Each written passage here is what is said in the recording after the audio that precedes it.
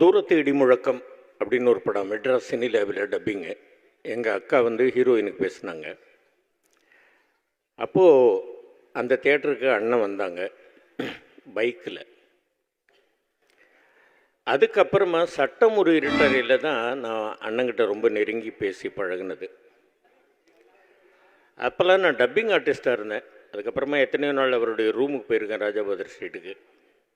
சாப்பிட்டு போவோம்னாங்க. சாப்பிட்டதுக்கப்புறமா வந்து இப்போ வீட்டுக்கு போய் நேரம் எங்கே போகிறேன், வீட்டுக்கு தானே போகிறேன்னு பேசாமல் இப்படி ஒரு ஓரமாக படும்பாங்க. அவங்க ரூம்லேயே நானும் படுத்து தூங்கியிருக்கிறேன்.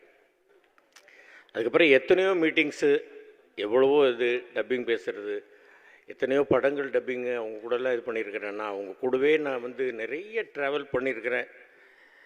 ஒரு இக்கட்டான ஒரு சூழ்நிலை, என்கிட்ட காசு இல்லை. அந்த நேரத்தில் என்னை கேஎன் காளை அப்படின்னு இருந்தவங்க, அவங்க தான் கூட்டிகிட்டு போயிட்டு நடிகர் சங்கத்தில் சேரணும்னு நான் கேட்டப்போ அண்ணங்கிட்ட கூட்டிகிட்டு போய் அண்ணன் தலைவராக இருந்தாங்க. என்கிட்ட பணம் இல்லை, கொஞ்சம்தான் இருக்குன்னு. சரி கொடுத்துருங்க காளை என்னன்னு சொல்லிவிட்டு நான் பார்த்துக்கிறேன் அப்படின்னாங்க. மீதி அவங்க தான் கட்டியிருப்பாங்க. இது இருக்குது அண்ணன் கையெழுத்து போட்டு கொடுத்த கார்டு. இன்றைக்கி வரைக்கும் நான் இதை பொக்கிஷமாக நான் பாக்கெட்டில் வச்சுக்கிட்டே இருக்கிறேன். ஒன்றும் எல்லாரும் சொல்கிற மாதிரி தான், ரொம்ப வெள்ளந்தியான ஒரு மனம்,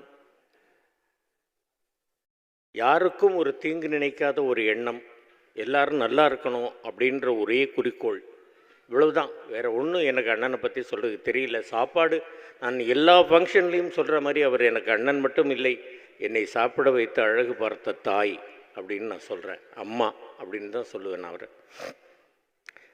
4 லைன் அது மட்டும் நான் சொல்கிறேன் அண்ணனை பற்றி. பழைய பாட்டு தான். எவ்வளவோ பேசணும் அப்படின்னு சொல்கிறது தோணலை, என்ன சொல்கிறதுன்னு தெரியல. மனிதன் என்பவன் தெய்வமாகலாம், வாரி வாரி வழங்கும் போது வள்ளலாகலாம், வாழை போல தன்னை தந்து தியாகி ஆகலாம், உருகி ஓடும் மெழுகு போல ஒளியை வீசலாம்.